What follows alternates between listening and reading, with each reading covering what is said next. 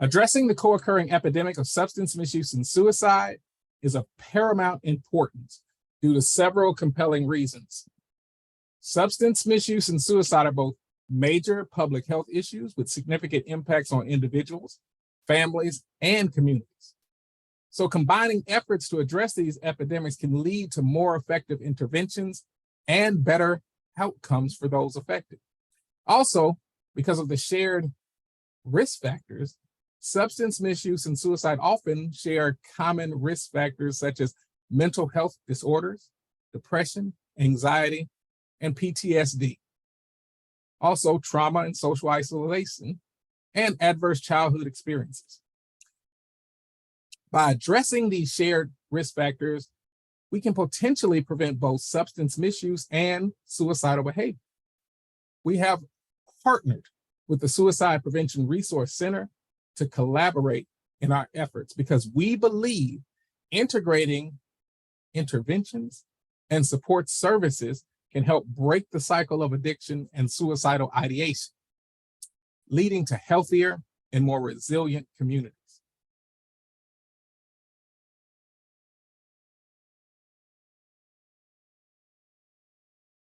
Next slide.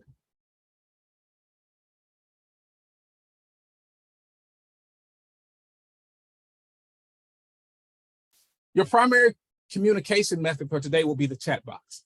So please introduce yourself in the chat box now to make sure it's working correctly for you by putting your name and your state in the chat box.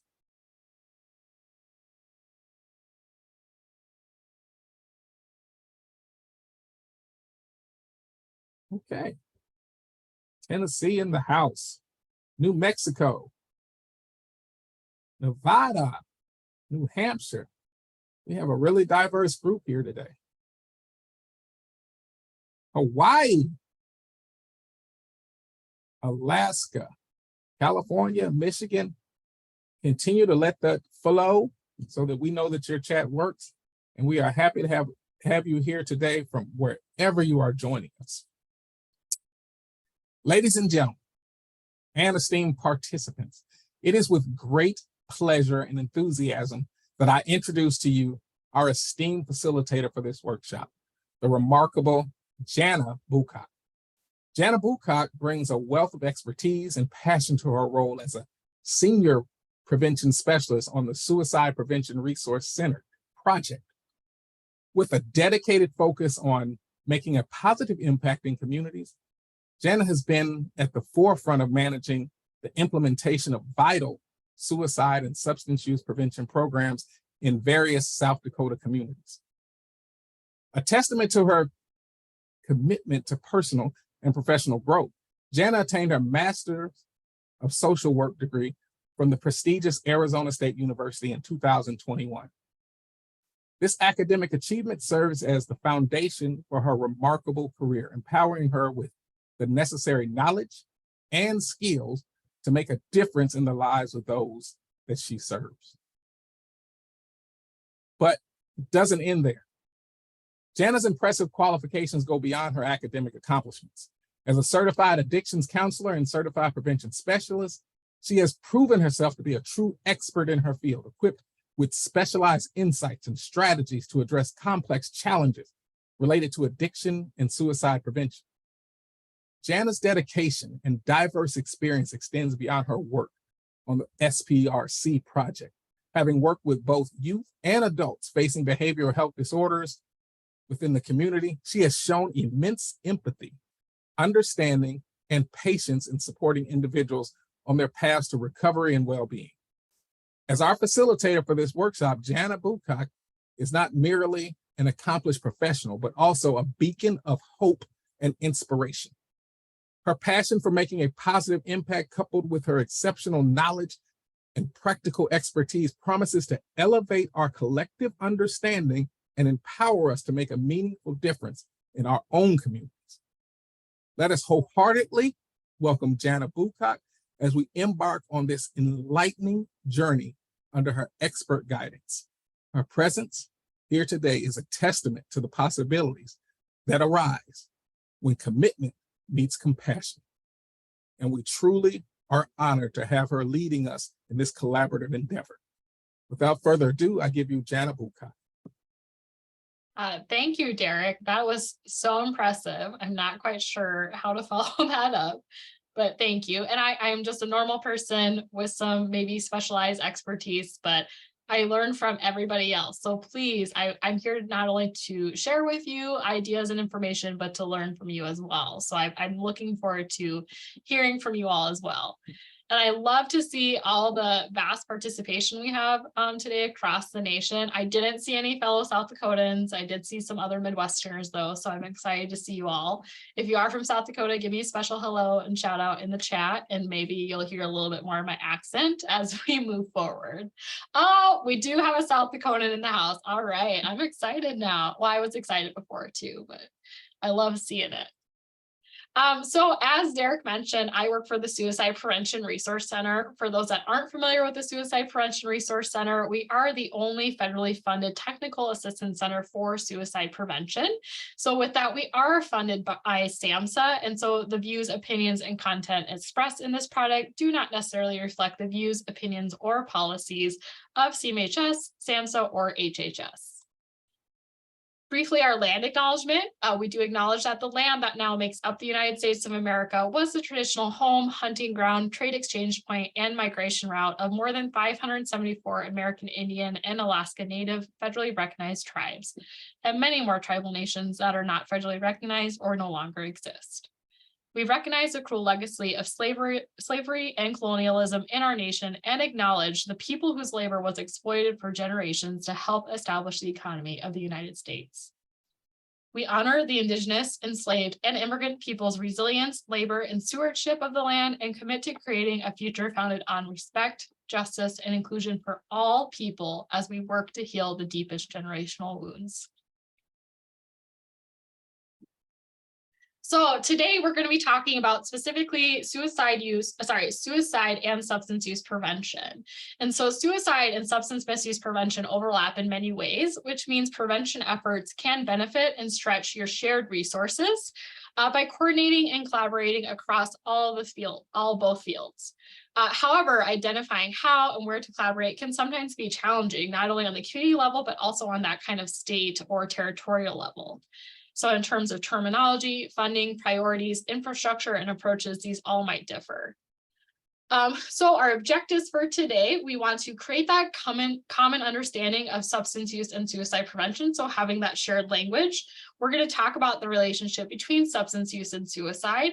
We're going to review the key overlaps of substance use and suicide prevention. And then we're going to talk about ways and areas for collaboration. I'm going to have a couple examples for you, but I also want to make sure I'm hearing from you all in the chat as well, because I love, like I said, to learn from everybody else too. So before we get started, I'm going to have Richard pull up a poll question for us. So we're looking at myth or fact, talking with someone about suicide increases the risk of suicide. Myth, fact, maybe you're not sure. Tell me.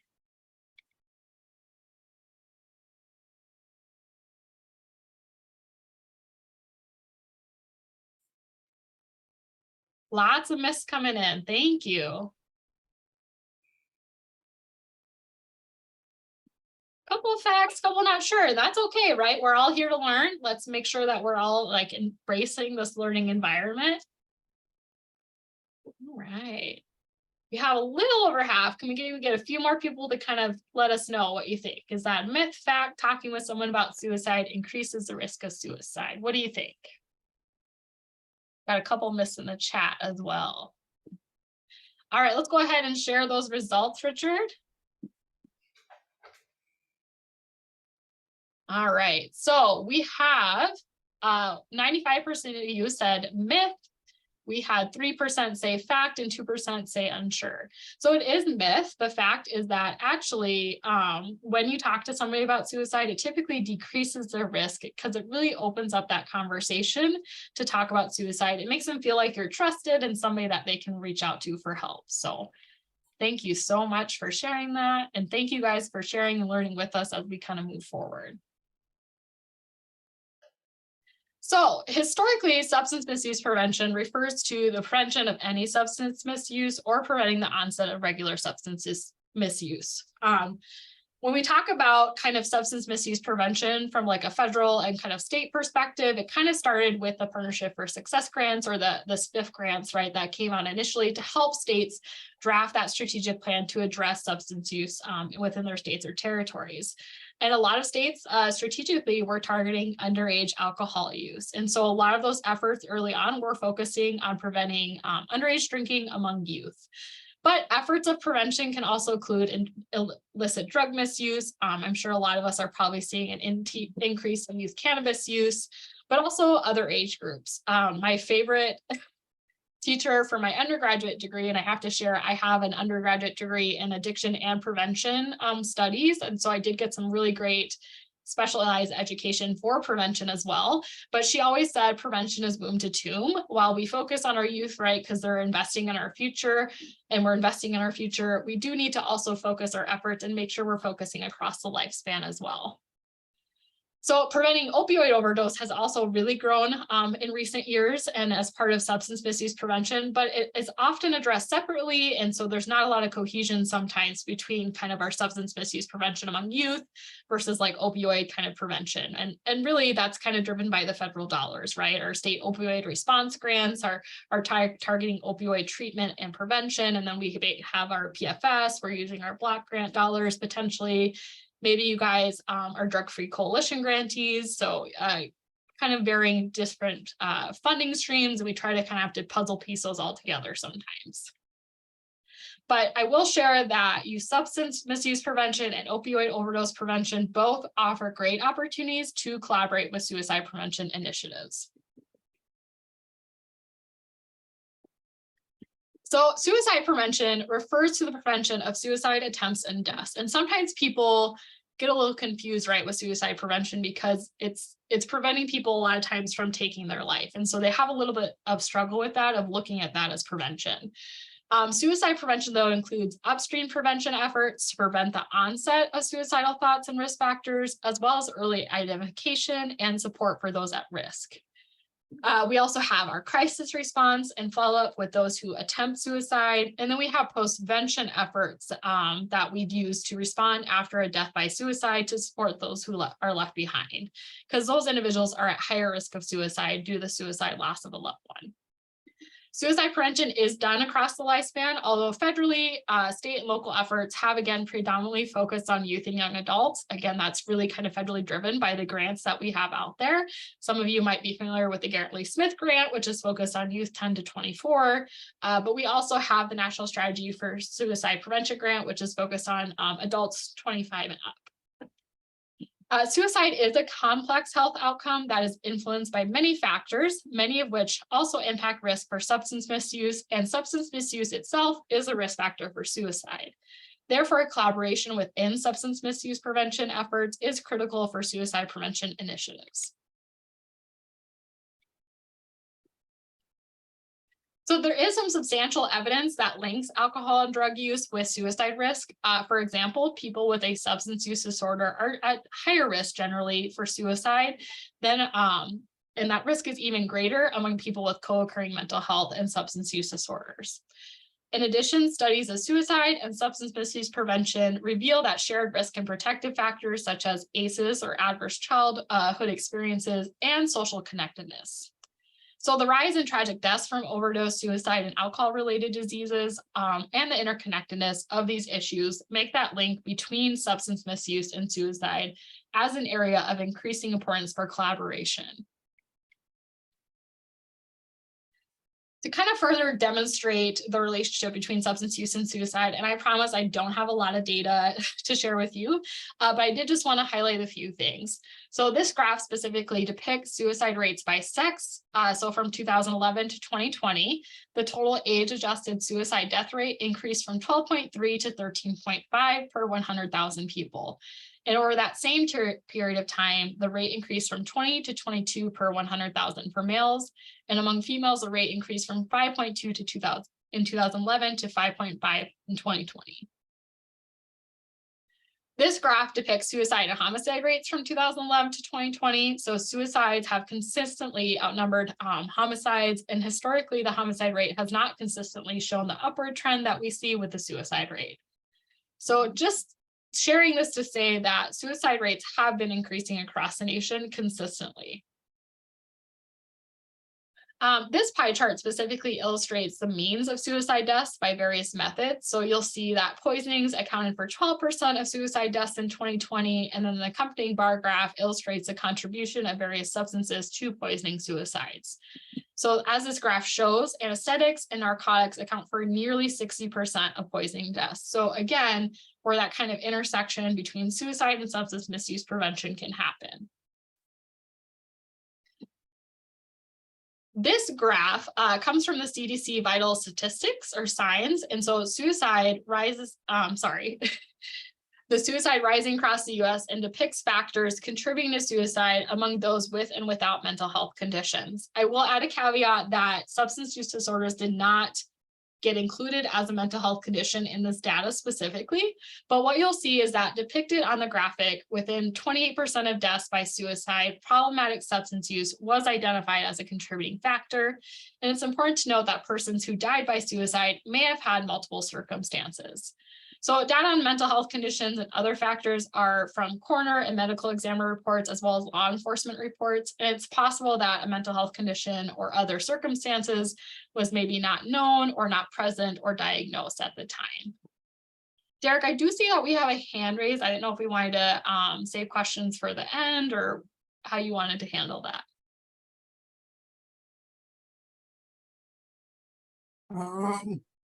We're ahead on time right now, so if you'd like to answer one question, you want to unmute yourself and ask that question, then we'll entertain. All right, Cheryl. Yeah, I saw one of the factors being suffocation for suicide, and I'm just wondering, how does that work? I mean, I just never thought of someone who committed suicide suffocating themselves. So that would be hanging. Oh, okay, okay. Yeah. And that's exactly how my sister. Yeah, okay, gotcha. I'm so sorry to hear that, Right, Cheryl. okay. Thank you. Yeah, Thank no, I you. appreciate you asking that question. No problem. So just a few remaining stats. Again, I don't want to overboard you with stats or anything like that, but 15.4% or 1 in 7 people ages 18 and older have had a substance use disorder diagnosed in the past year. Nearly 46,000 people had died by suicide in 2020. In 2020, drug poisonings, which includes opioid and heroin overdose, was present in 9.4% of suicide deaths. And in 2020, rates of suicide in the US were almost 4 times higher for men than for women. And then according to SAMHSA, 22% of deaths by suicide in the US involve alcohol intoxication. And lastly, based on blood alcohol tests conducted after death, nearly 1 in 4 suicide descendants exceeded the legal limit for drinking and operating a motor vehicle, suggesting that they were intoxicated at the time of the death. Suicide is a leading cause of death among people who misuse alcohol and drugs. And we had one question that came up about what exactly does the relationship problem mean? Oh, with the CDs, okay. So we're talking about this one, the 42%? Yes. So I mean, that could be multiple contributing factors. It could be classified as maybe a domestic violence incident. It could be maybe a breakup. I'll share, for example, my cousin who took his life had a recent breakup. His girlfriend had left him. Now, I don't know if that's for sure a contributing factor, but impulsivity also plays a role behind suicide. But as Richard kind of pointed out too, it could be issues in marriage. But kind of basically with those significant, pretty much romantic relationships is what we're looking at specifically. That's a good question too.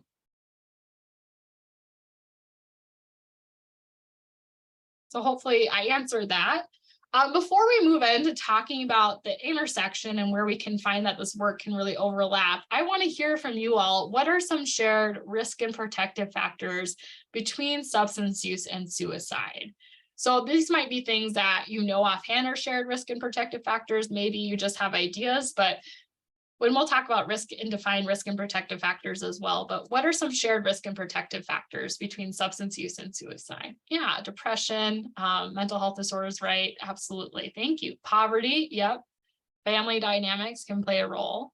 Yeah, the lack of community connection, right? That lack of feeling connected to your community or maybe your school. Yep, your low self-esteem. Oh, you guys are kicking it. You guys are doing great. That's awesome. Isolation, yep. ACEs, definitely. Yep, your mental health, environment, your access, right, to means, whether that's medication, maybe it's hanging, or a rope for hanging, or a gun. Protective factors, yeah, let's get those in. Strong support system, great. What are some other protective factors? I'm seeing a lot of risk factors. What about some shared protective factors? Community, right? So not only just that isolation from community, but also that community connectedness. Your family, supportive communities, absolutely.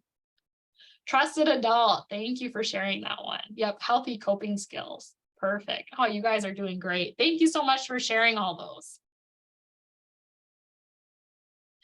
So this is our continuum of care. This is a helpful tool in identifying where and how substance misuse prevention and suicide prevention overlap. So what you'll see with substance misuse prevention and substance use disorder treatment is that they span different parts of the continuum, right? We have substance use prevention that goes here, and then we have substance use treatment that continues on the continuum.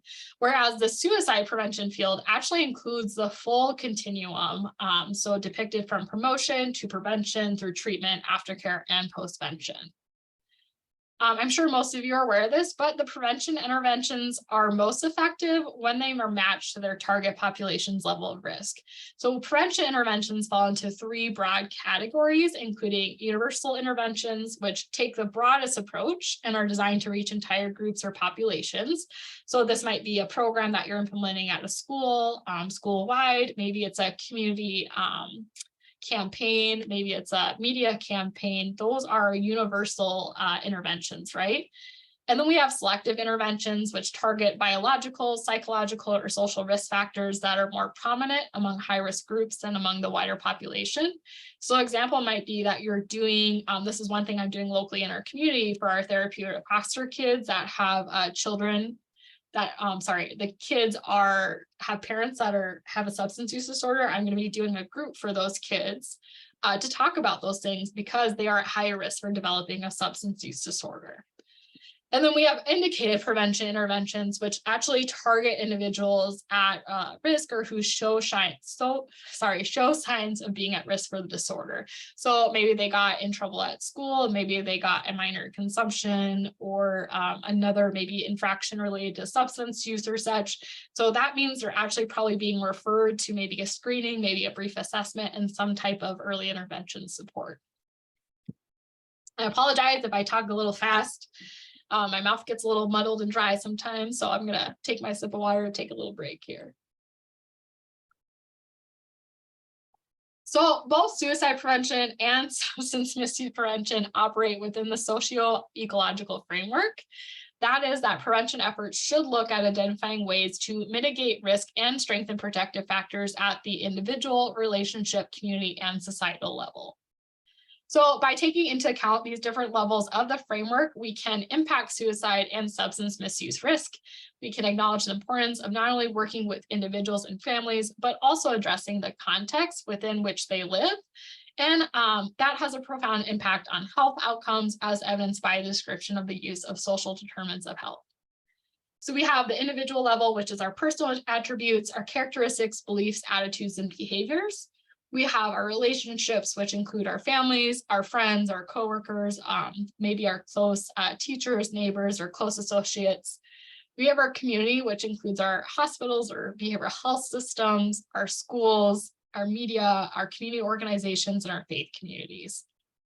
And then we have our societal level, which includes our social and cultural norms and governmental policies that affect health behaviors and healthcare. So we already talked and heard a lot from you guys on the shared risk factors. So just to define what risk factors are, and then we'll talk about protective factors as well here on the next slide. Risk factors are characteristics at the biological, psychological, family, community, or cultural level that precede and are associated with a higher likelihood of negative outcomes. And protective factors are characteristics associated with a lower likelihood of negative outcomes or that reduce a risk factor's impact. So protective factors may be seen as positive countering events of risk factors.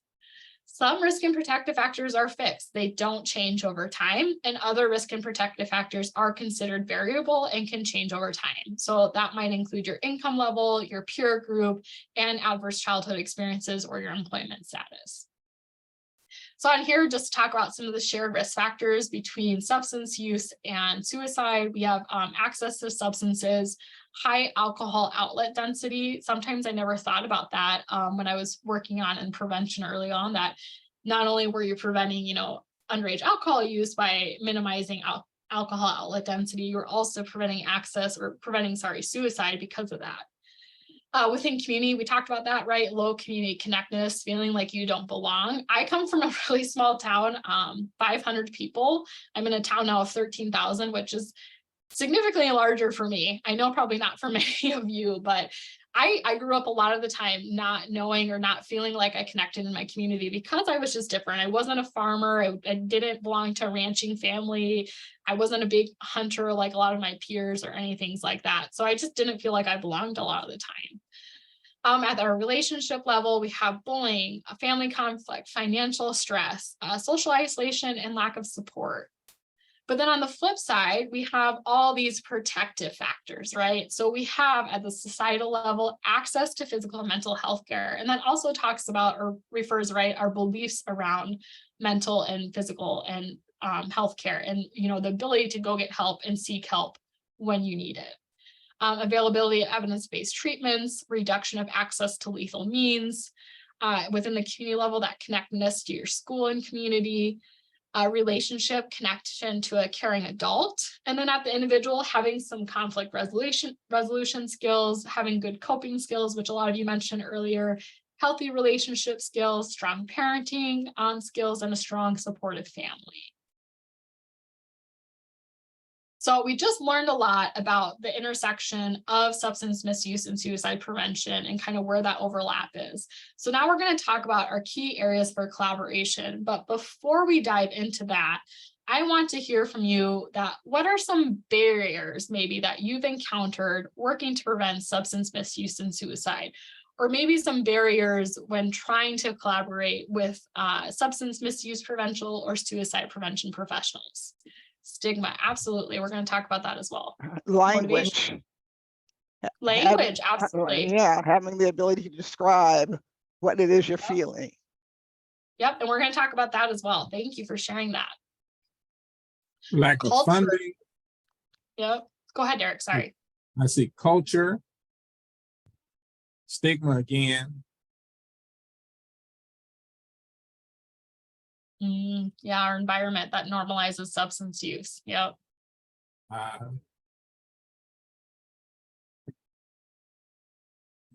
Brian, did you have something to share? So you have your hand raised. Yes, I live in a rural county in southern Oklahoma, and the biggest thing that we have is if it does not affect your family, if you are not personally touched by any kind of anything, whether it's opioids, marijuana, alcohol, any of this stuff, people do not see it in their head because they think, well, that's not me, that's not my family, therefore it's not a problem. And that's the biggest thing that I just want to stand on a mountaintop and scream. Everybody is touched by this, whether you know it or not.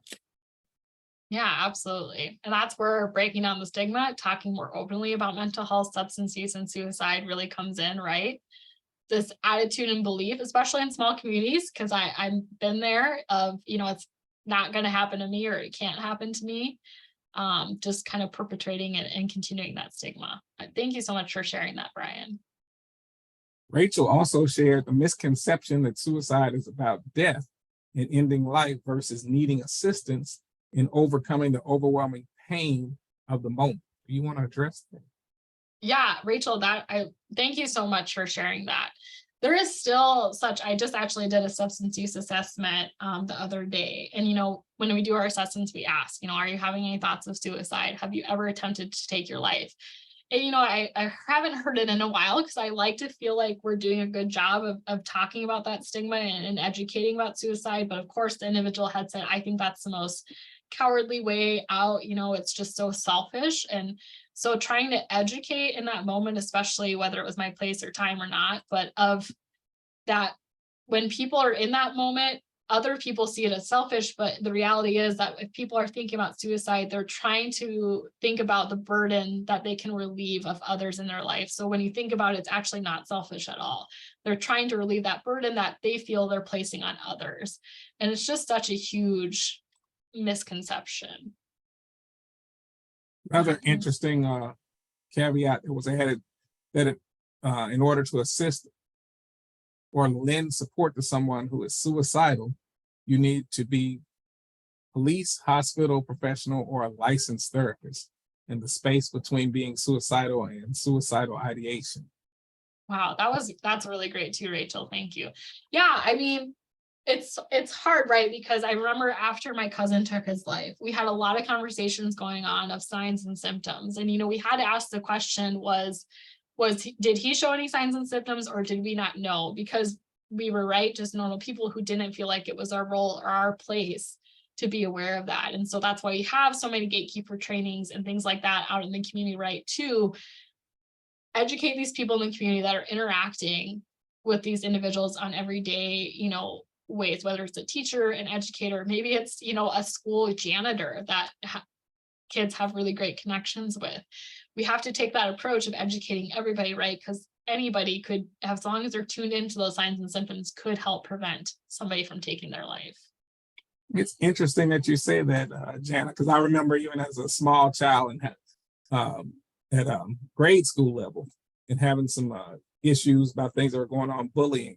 And I found compassion actually from the janitor at school. That's who took the time out to talk with me after school and help me to work through the issues that I had being bullied at school that were making me even think about suicide as an option. And having everyone trained at the school would have made a significant difference. But luckily, he was a veteran, and I just happened to run into him, and he was willing to spend time with me as a youth and talk to me. Well, that's a fantastic story. Jana, in my case, I put in the chat, oh, they'll get over it. I must admit, although I'm sorry to admit it, but I must admit, I didn't think my sister was serious, and I didn't take what she said seriously. Yeah. And that's another thing, right, of educating, of regardless of maybe they've said it 100 times before and never acted. Maybe your perception is just that's never going to happen. We have to take any instance or thoughts of suicide seriously. And, there's a phrase of, I'd rather have a mad friend than a dead friend, and which sometimes people don't enjoy, right? Or don't really are akin to that phrase. But the reality is that we truly do not know how serious that threat is because we're not that person, right? So we have to take all threats or thoughts or whatnot seriously. So thank you for sharing that. And thank you, Derrick, for sharing that story. That was a really wonderful story. And I think it just highlights that it's not always the guidance counselors, right? It's not always our teachers. I just think of like our lunch ladies even. These are individuals who are having conversations with kids every day while they're going to get their lunch. Like these are people that are interacting. And so it's not that traditional person you think of. And yeah, Jody, right. We can't, same with Cheryl, we can't blame ourselves for what we didn't know. Absolutely. Rachel, that's a good point too about being concerned about blame versus liability. I know that's also a really big thing in schools as well among teachers, about that concern of where that liability lies with schools too, and really kind of how do we challenge that barrier and get people to kind of move forward and knowing to try to make sure that we get these individuals the help that they needed. Jan, I wanted to just interject a question also. Where does, I know mandated reporters have to mandate, they're mandated to report abuse, but where does that affect when it comes to people reporting that they're thinking about suicide? Yeah, so it's going to depend. Number one, it's going to depend on your state, who's a mandatory reporter or not. But anybody at risk of hurting themselves or hurting others should be reported, technically.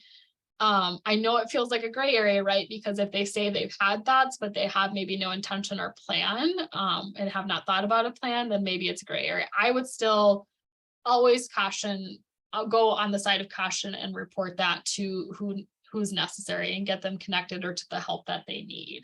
But again, mandatory reporters is going to be on a state to state basis. I know it's different everywhere. That's absolutely correct. I remember as a HIV counselor, one thing that we had to do was we had to ask questions to see if they had a plan first before we actually had to report. So them just saying it, like after they got their test came back positive, if they just said, "Oh, I'm gonna kill myself," like we didn't have to report that. But if we did an assessment at that point and we found out they had a plan and they had the means to do so, then we were mandated to report.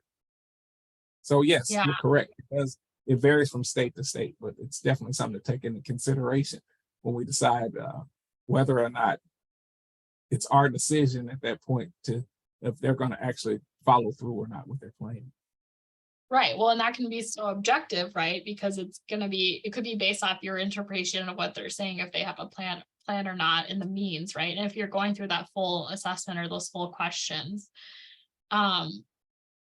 it's just, like I said, I would always go on caution and be over cautious. So maybe it's not reporting it to like in South Dakota, we have a central number, but maybe it's reporting it to somebody. Maybe your school has an outline for it. Maybe your profession has, and it really, your profession or wherever you work should hopefully have some type of policy or procedure outlining what to do, because it shouldn't be determined whether they the severity of risk, regardless if they have a plan or not. If they're having thoughts, we need to get them help, whether they have no plan or not. So, but it's, again, there's probably going to be some policy and procedure in place, whether within your workplace or within your state. And so I definitely make sure you're checking with that. But again, my professional opinion would be always to err on the side of caution and report that to, whether it's a school authority, maybe it's, a parent, trying to pull on that parent or somebody that is a trusted adult, or if I do have to report it to that central reporting number as a mandatory reporter. I think that's a good takeaway. Yeah, and thank you, Evelyn. That's a really good point too, that especially after a lot of people think that after an attempt or after maybe suicide risk has been identified, that typically it lowers, but typically risk for suicide can actually be higher. And so we want to make sure that we're providing support after as well. That's a really important, crucial time. So that's why, follow-up programs come in to be really key. They're making contact with individuals who are at risk. They're making sure they're supported, have somebody to ask questions to, and that they're going places and getting connected to the right supports in their community. So that's a good point too. A lot of good discussion going on, so I'm really enjoying this. So thank you. Yeah, I was just sitting here thinking to myself, and in hindsight, just the ideation, just the thought process, whether they compiled a plan, put it in place, or whether they've taken action on it previously, just the fact that these thoughts are going through their minds means that there's some intervention that may be necessary. It could only be beneficial. Absolutely. And some type of intervention, and that intervention could definitely vary, right? So absolutely. And maybe it's just having that conversation with them and exploring them and referring them to saying like, hey, here's the 988 number. Here's, text for the crisis text lines number. Here's the mental health community center, community mental health center in your community. Sorry, I know everybody has different names for it. So some level of intervention that was warranted, right? If there's thoughts there. I also think it's important to interject that as a prevention professional, especially one that has worked with youth in the past, it's also important to inform youth about the substances that they may be thinking about using and how they can increase their risk for those thoughts. So where they may have never had those thoughts in the past, as they start to engage in the use of cannabis, those thoughts can arise before they even know it, and especially with alcohol as well. Yeah, no, that's a really good point as well. And that's, what I love about prevention in general is like, regardless of maybe what substance use or like mental health or disorder you're, kind of targeting in a sense, you're really impacting all mental health, substance use disorders, and suicide. I'm not quite sure I know what hidden in plain sight is, Steve. Oh, hidden in plain sight are when you have youth or even adults, they have devices that they utilize to use substances that they are able to, like the vape pens, where they can have them right in class in front of the teacher, and the teachers have no idea what that product is. And that expands to a lot of other different tools that people utilize in substance misuse. It can be right there in the bedroom. You never know your child is even at risk because those things are there. Okay, so it's like an activity. Okay, Yes. thank It's you. it's education related to signs and symptoms of drug and alcohol misuse in children. It's adult education. And I'm wondering how to integrate the signs and symptoms of suicide into, while we're doing, it's sort of the same thing. It should be really easy to do. I just don't know how yet. That's where the question came from. No, I think that's a great question, Stephen. I now that kind of Derrick explained to me a little bit better, I think I have a little bit more knowledge of what it is, but I'm definitely interested in maybe connecting with you and if anybody else has ideas on the chat too, but I would definitely be interested because I definitely think it's doable, but talking through how to do it, I think, and what that looks like. It's good. Thank you, Astrid.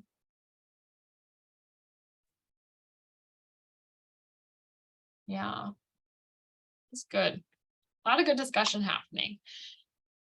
We are I wanted Go to ahead. say something too. I wanted to say that it's a easy subject to bring up in substance use platforms. When I was co-facilitating and facilitating groups in a residential treatment center, detox center, we always talked about this commonality that we had as recovering addicts, as people who would struggle with addiction. When you go to the doctor and the doctor says, if you drink again, you could die. If you use this drug again, you could die. And you leave the office and you go to get drugs and alcohol and you use again.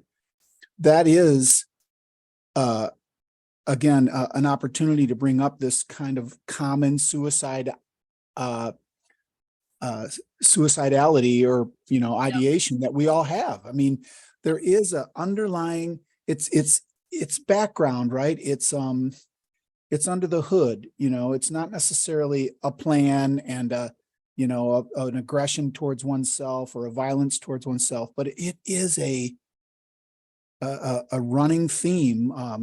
It'd be okay if I didn't wake up. It's kind of a passive suicide ideation, don't get me wrong, I'm going to get good and high again, but it's okay if I don't wake up. Yeah, and so silent that, suicide, right? That's what we hear it called a lot of times. Yeah. Yeah, no, thank you for bringing that up. And the point of what he had mentioned about the passive thoughts or the thoughts of like, I'm okay though if I don't wake up, it is, and we do see that kind of silently dying by suicide where they're engaging in behaviors that they know will lead to their death, and they're not, like he had mentioned, like if they do die, they don't wake up, they're okay with that. So in some sense, yes, and maybe that's again where we talk about the intersection, right, between suicide and addiction and substance use. So but that was good, all good points, and all just learning from one another. I love this. So Derrick, were you going to tell me how we're doing on time? Sorry. Oh, yes, you're on time. Okay, good. A lot of good discussion happening. Discussion is really good. Yeah, let's talk about our key areas of collaboration. So I think, we kind of have various levels of professionals here that are in the room today. And so I'm going to kind of speak from, on a ground community level, but also thinking of if you're at the state or territorial level, how can you support that work happening within the community?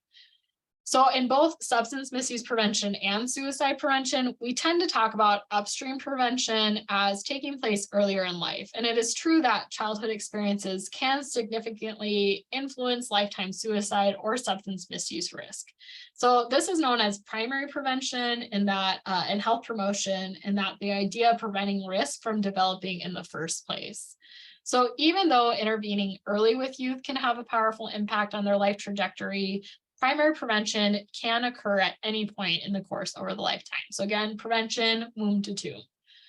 So just as primary prevention is focused on preventing the onset of a disease, so secondary and tertiary prevention are focused on what you can do once you may get it. So in the same way, we can also think about the strategies that we put in place. So there are universal strategies which may focus again on the entire population. We have selective strategies that focus on those who are at higher risk. And then we have individuals with multiple risk factors and access to fewer support. Then we have indicated strategies which are focused on those populations who have already initiated use in a way that is harmful. So both substance misuse prevention and suicide prevention rely on getting community buy-in and participation in our efforts. Both specific sectors, we need to engage more actively in prevention and the overall community engagement in the issues. So at the same time, prevention initiatives need to connect to the hard data and best practices around who is most at risk and what kind of strategies are likely to work.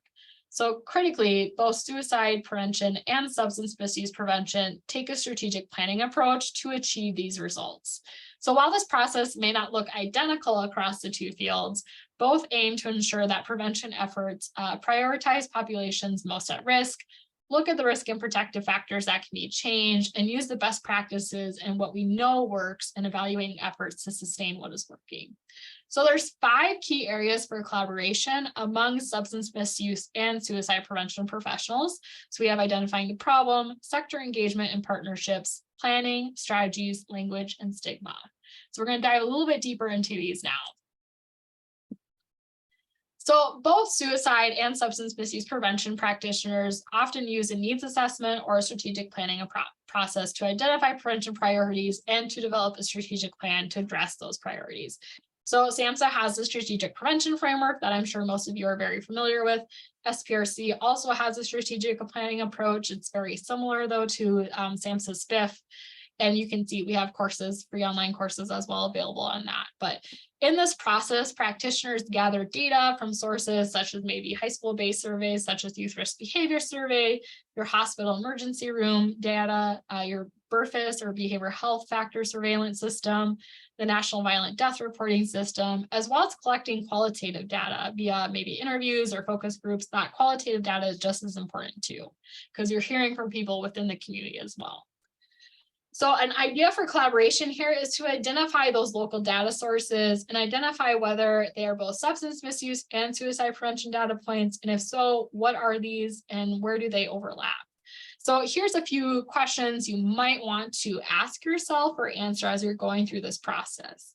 So is substance misuse and suicide impacting the same population? Are they both impacting, middle-aged adult men?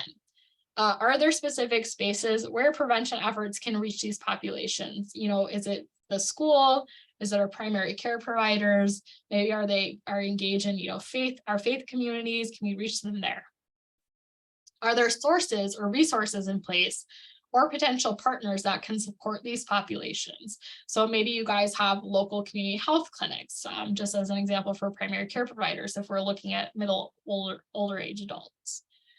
Are there shared risk and protective factors that the priority population have in common? And how are these two health outcomes connected within the community? So with the rise of opioid overdoses, there has been an increased interest in collaborating in suicide and opioid overdose intersection. Like prevention professionals can look for specific opportunities to collaborate here by focusing on some key components of data collections. This is just an example, but identifying community level data sources to access the causes of death, collecting data on both the method of suicide and the presence of opioids in suicidal attempts or deaths, comparing your local data to national or state data, identifying potential partners who can contribute qualitative data, and understanding what populations are at increased risk for suicide in your community. So, oopsies. Yeah, I just did that one. Okay, sorry. So for sector engagement and partnerships, suicide prevention and substance misuse prevention are both most effective when they collaborate closely with other sectors in our communities. So this means that prevention programs in both areas are likely already collaborating with some of the same partners. So thinking about if you have a substance use prevention coalition, Is there also a suicide prevention coalition within the community or somebody that's doing suicide prevention work?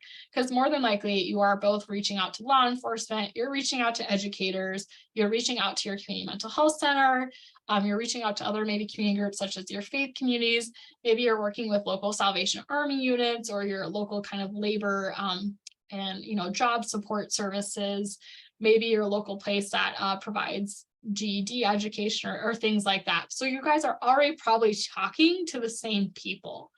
So identifying who is working on suicide and substance abuse prevention in your community and finding all the sectors with whom they collaborate, and then having a discussion about how you can work with each partner together and where you can support one another. So here's some examples. Maybe a if a substance misuse prevention is working with an alcohol licensing commission to provide responsible beverage server training, ask them to include community data and resources on suicide prevention as part of the training. If suicide prevention is working with local emergency departments to conduct brief follow-up for suicide attempts, ask if they're also following up with overdose patients. Providing resources on local substance use disorder treatment providers, as well as resources for both teens and parents on substance misuse prevention efforts are just other ways that we can collaborate. The benefits of our coordinator approach include we're avoiding duplication of efforts, we're providing good value for prevention dollars, which we know prevention dollars can be few and far between sometimes. It allows prevention programs to leverage new contacts and relationships, and allows partners and community stakeholders to focus on broader goals of health and wellness rather than siloing prevention efforts. So instead of just focusing on reducing alcohol use in your community, maybe we're focusing on a healthy community more overall, and we're addressing kind of all those different factors that play into that.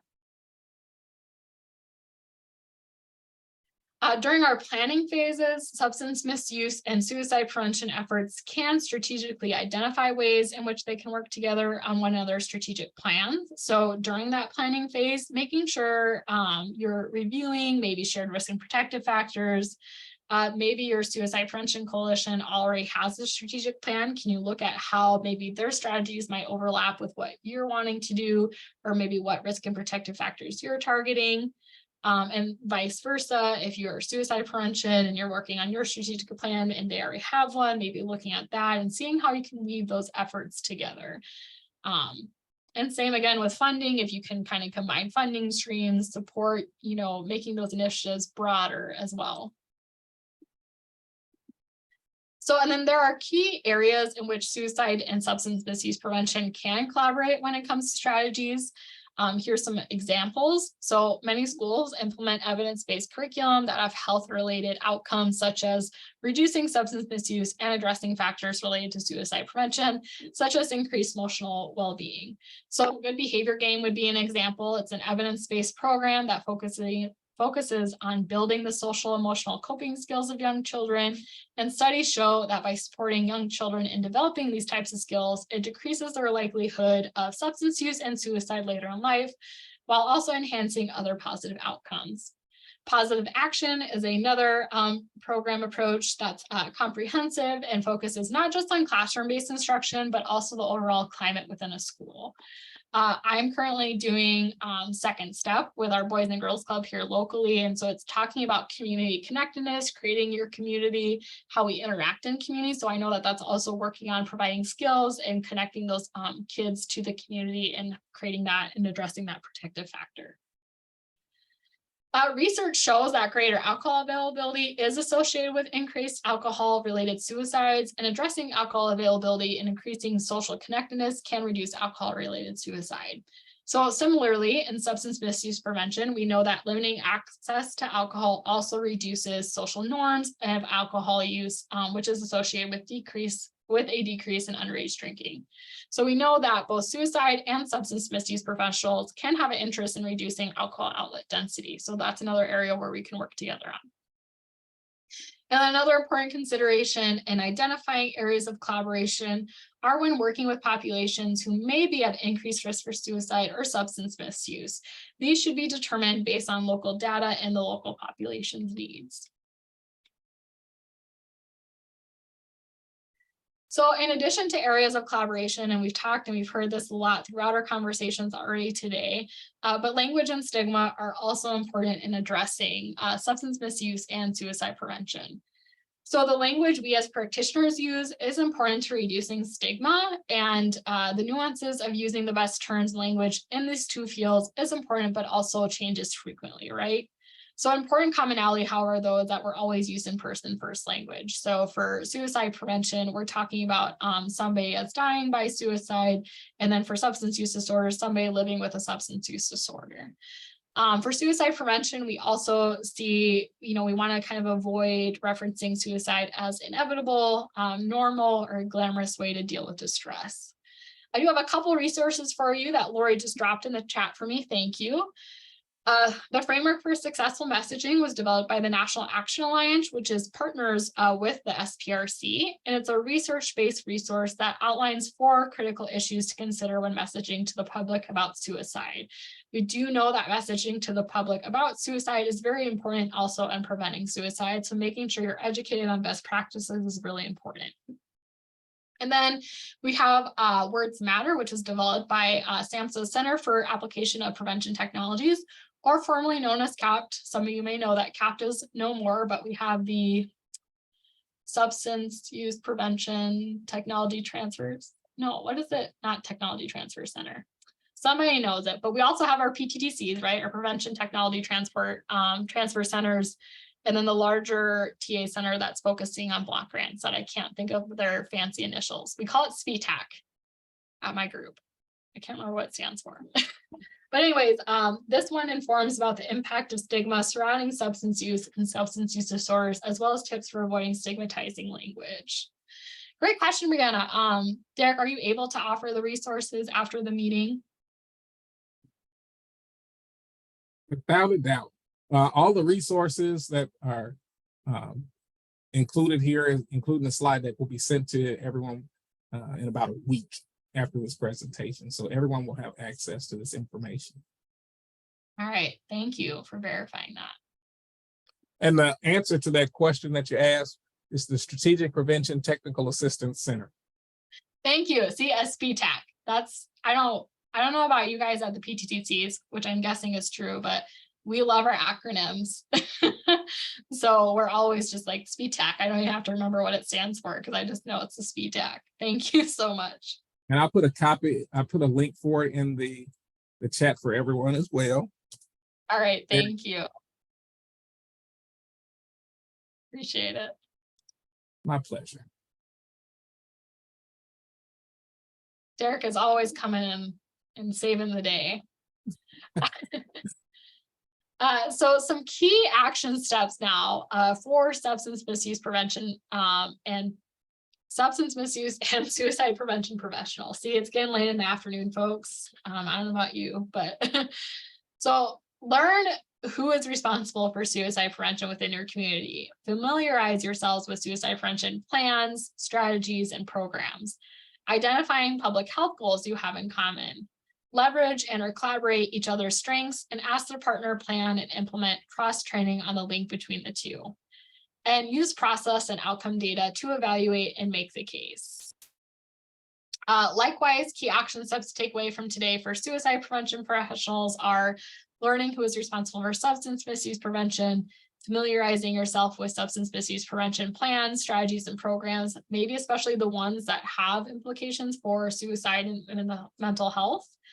Identify public health goals you have in common, leverage and collaborate on your strengths. Again, cross training between the two and using your process and outcome data to evaluate and make the case. So we want to take some time now because we want to hear from you how maybe you have collaborated on substance use and suicide prevention in your communities or states or territories, or how do you envision doing that? What does that maybe look like for you all? And so feel free to chat in. If you want to raise your hand and unmute too, I think we can welcome that as well. We've got some time. We do have time. Yeah, go ahead, Beverly. Hi, I'm in Texas in Brazoria County, which is outside of Houston, Galveston area. And we have a local suicide prevention coalition. And we also have a substance misuse Prevention Coalition. And so we had some overlapping membership, and the issues, many of the issues that we're talking about today are things that we recognized as overlapping. So the first thing was, meeting with each other's coalition. Right. They weren't ever totally combined, but then joint efforts. So like when we were going to do a training, we would make sure that everybody was invited from both coalitions, mailing lists, and had people from both on the planning committee. And it was particularly good because we were getting in-kind help from the different agencies that people worked for. Yeah, that's fantastic. So leveraging, what I heard was leveraging each other's kind of contacts, spreading information, about trainings and that kind of cross training. And then because of that, you're kind of making those new connections, and then you're getting some work done and kind of provided to your coalitions, different coalitions, on behalf of now kind of these new contacts and relationships you've made between the two. So that's really great and fantastic example.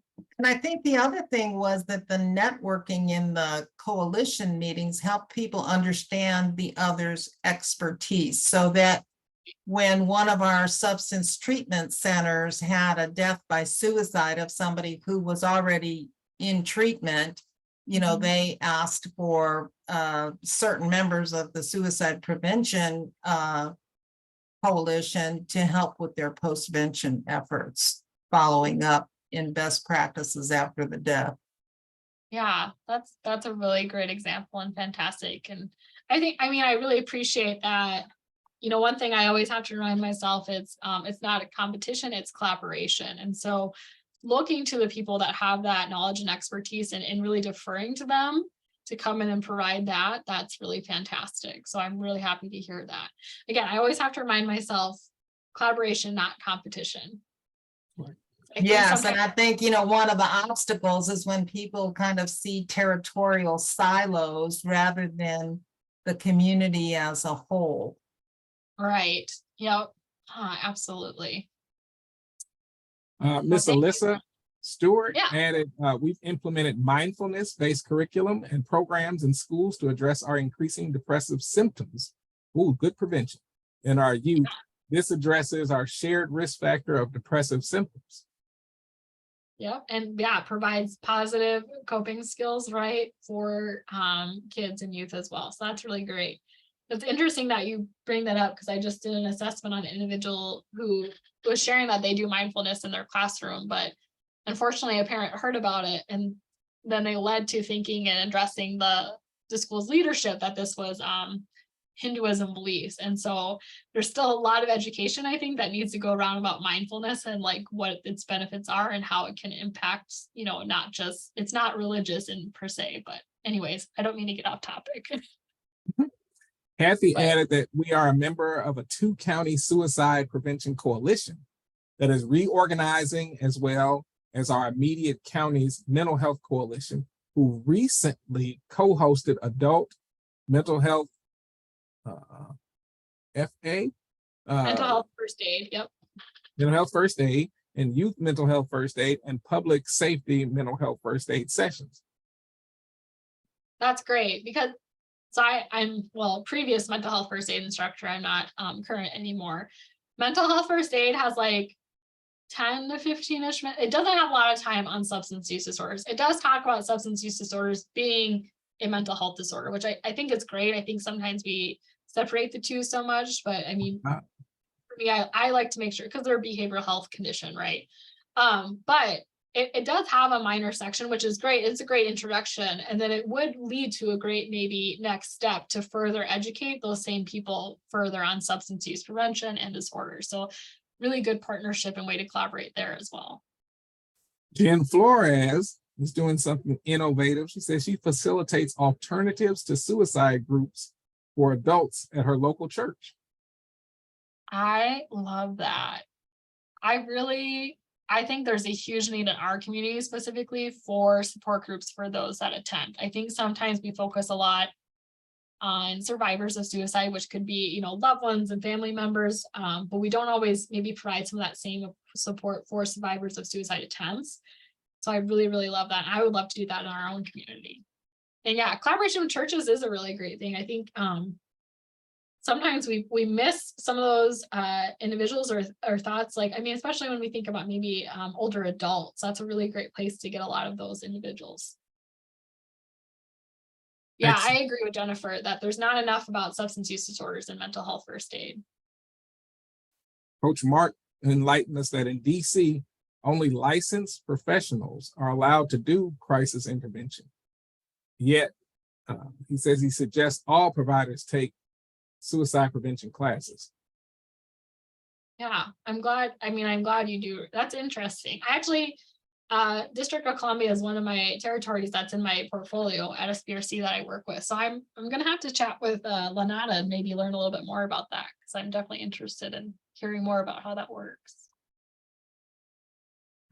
Oh, and Steve says he's going to be figuring out, so some adaptation going on out here, how to integrate signs and symptoms of mental health issues and for the purpose of suicide prevention into his hidden in plain sight program. Yeah, I'm definitely interested in connecting with you, Steve, on that. So I'll put my email in the chat later. Please make sure you reach out to me. Sheila says that stop and think strategies have been beneficial. And Alyssa added that we use learning to breathe as a universal curriculum for all 6th and 8th graders in the district, and mindfulness-based stress reduction for at-risk adults. All right. I love that I'm hearing focus on adults too. I just think sometimes we forget about adults. I'm really loving to hear all of this extra kind of focus on that. That's really fantastic. Ooh, Yeah. suicide prevention 12-step groups. That's a really good example, Beverly, and AA and Al-Anon. I know like peer, I don't know about you guys in your states, like peer coaching or peer supports is really still kind of new in South Dakota. We don't have any formalized credentialing for it, but I don't know what type of education and training they have as far as suicide prevention and like peer supports for substance use disorders. So I don't know if any of you guys kind of have pulses on that in your states and territories. I would definitely be interested in learning about that as well. CPRS. Are you familiar with that, Jana? I'm not. I want to kind of, yeah. Frankie, can you tell us more about that? You want to unmute, Frankie? Are you able to? A CPRS is certified peer recovery specialist, and through the state of Tennessee, the government of Tennessee, they offer a 40-hour training class, and then after that you do 75 hours of volunteer service with mental health and substance use disorder. And my coordinator suggested that we take some of the courses from Titus, Titus Tuesdays, and to not just to enhance the certificate, but to have a better understanding and knowledge of what you're about to endure. So I feel it's in my best interest to be the best CPRS. And as a CPRS, part of being able to be to be able to take the class is that you've had to have 2 years sobriety, from mental health recovery or substance use recovery. And I think that they should have more CPRS specialists for every state, not just where I'm at. Thank you for No, I letting me. agree. And in CPRS, Frankie, do they address suicide prevention there? as well? However, because of ethics and things, we're not allowed to make suggestions. However, we could go to our supervisor and get approval, from the supervisor to be able to give them that information. I am able to offer resources, Okay. I'm not allowed to, take up my peers' time by sharing my experiences, because that could be detrimental as to traumatizing them more. Or so, there's a lot of ethics and values that you got to follow by, because like you said, I'm not a certified doctor or health person or a therapist to be able to give that information. Thank you for letting me share. Thank you for sharing that, Frankie. Well, our There's- time it's time to move forward now.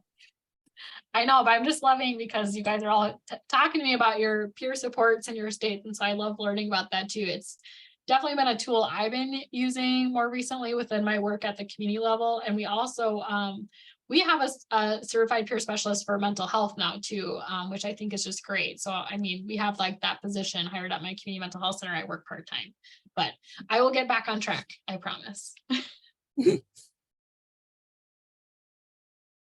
All right, so now we are going to talk about some examples from the field. And so our first video comes from West Virginia, and I know I saw some West Virginia folks in our chat. So in this 4-minute story, Barry Fawcett of Prevent Suicide West Virginia. Yep, and Barry, West Virginia is one of my states as well. So I do work with Barry personally.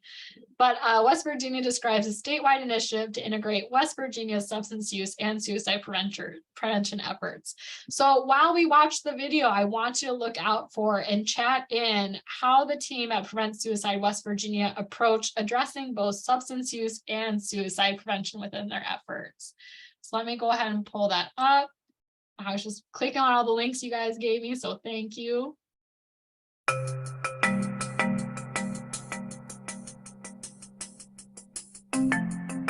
Welcome to SPRC's Prevention and Practice Stories. I'm Zoe Baptista with the Suicide Prevention Resource Center. Here with me today is Barry Fawcett, the project director for the Garrett Lee Smith Youth Suicide Grant in West Virginia. She's been working in her state to integrate suicide prevention with substance abuse program efforts. Hi, Barry, welcome. Hi, thanks for having me today. So Barry, you're in the very beginning of this work. Before you describe what you're doing, can you briefly tell us how you got the idea to integrate your state's suicide prevention and substance abuse efforts? Well, West Virginia has a high opioid overdose rate as well as high suicide rate. So those are concerns, and it just kind of made sense that we duly address both of the issues. And then along came a webinar from SPRC about the intersect of opioid overdose, abuse, and suicide. And after viewing that webinar, I was very inspired about some of the possibilities that could occur within our state. Would you talk about the SOR grant awarded to the West Virginia Bureau for Behavioral Health and how you were able to leverage this funding to incorporate suicide prevention with substance abuse prevention in your state? Sure. So it's the State Opioid Response Grant, and there was a component that involved prevention. And I was able to approach some individuals at the Bureau for Behavioral Health who had also viewed the webinar and said, hey, how can we incorporate some suicide prevention into this SOAR application?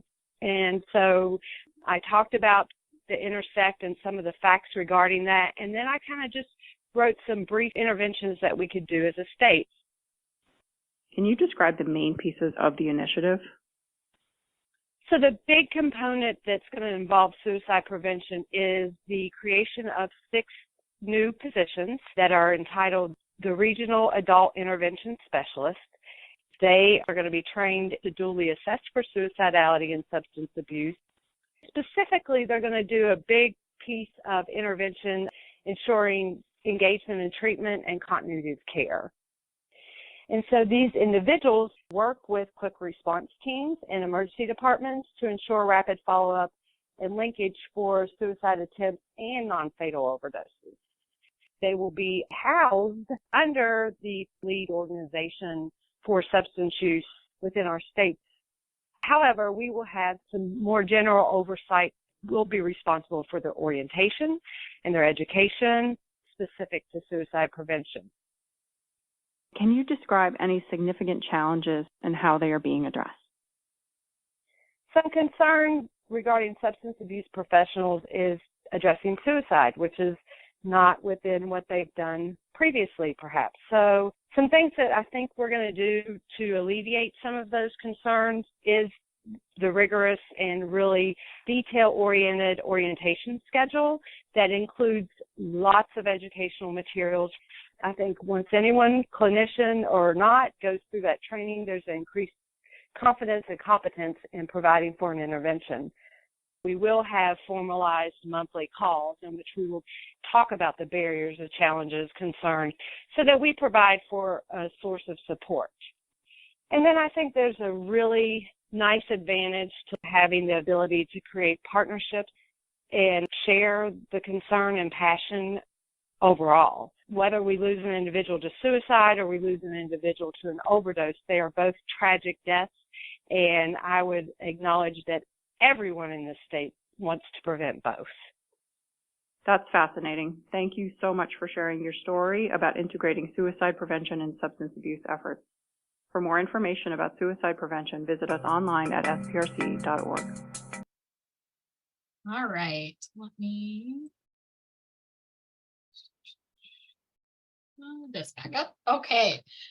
So after watching the video, what we learned is that in West Virginia, they identified high opioid overdose and high suicide rates. And in partnership with the State Bureau of Behavioral Health, Barry and her team at Prevent Suicide West Virginia decided to address both of these issues by training intervention specialists to assess and ensure rapid follow-up for people who survive an overdose or suicide attempt. So this led to creating 6 positions that worked with local response teams to ensure engagement and treatment and continuity of care.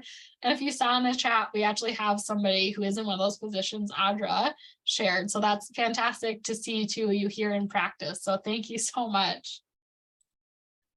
And then one more example, just to make sure we're keeping up on time today. So the Native Americans for Community Action, Inc., or NACA in Northern Arizona had noticed that more than half of the youth at their local detention center were Native American. They were determined to change the trajectory for other Native youth and keep them out of the juvenile justice system by building their life skills and resilience to adversity. So after careful consideration, they chose an evidence-based program called Coping and Support Training, or CAST, which had been used successfully with Native youth. This program aligned well with their goals to help youth manage their emotions, make better decisions, reduce their substance use, and improve their grades in school. So to implement the program, they needed a partner with direct access to the youth they wanted to reach. They knew from local data that many of the Native American youth in the County Juvenile Detention Center came from specific towns on the reservation. So they reached out to their schools in those towns to see if they would participate. While partner buy-in can be a major hurdle, they were fortunate to already have a working relationship with the school. Still, it's a big commitment for schools to integrate CAST into their curriculum, identify teachers to facilitate the 12-session program each semester, and select students to participate. So they provided ongoing support and used grant funding to pay for the CAST facilitatory training, as well as program materials and monthly support calls with facilitators. So to overcome common challenges like retaining teachers and students in the program, they provided stipends to CAST facilitators and incentives like movie tickets to students. To help encourage and celebrate youth who completed the program, they also held graduation ceremonies. So at the beginning and the end of CAST program, participants complete self-assessments and evaluate their personal growth. The post-test results had shown substantial improvements in the areas of self-worth, coping, and connectedness. And after the program, there was a 51% increase in the number of students who agreed with the statement, "I'm proud of myself," and a 66% increase in the number of students who agreed with the statement, "I know where I can get help when I have a problem." So just 2 great examples from the field that SPRC has highlighted over the years of how we can integrate substance use and suicide prevention and those shared risk and protective factors. So we've had such great discussion today, and we do still have some time left if there's any kind of lingering questions that you have or thoughts you want to share. And Derrick's going to kind of help me monitor chat as well. So if you want to raise your hand and unmute, if you want to ask in the chat, we've got a few minutes left.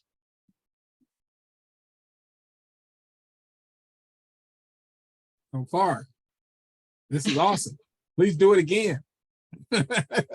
Thank you, Rachel, for your rich addition to the webinar. That's a thank you. What are some good Online trainings. Yeah, it depends on what you kind of want to look for. If you're, I mean, there's nothing that I know of existing in terms of the integration, but in terms of like specific to suicide prevention, SPRC does have a ton of free training and resources on their website.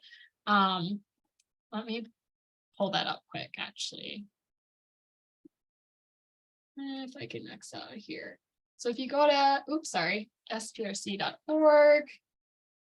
So in terms of like, if you're wanting to learn more about suicide prevention, if you go to training, we have a couple, I think these are recorded webinars. Or no, sorry, these are actually self-paced courses. There's also the counseling on access to lethal means. That's housed at Zero Suicide now, but you can access it there.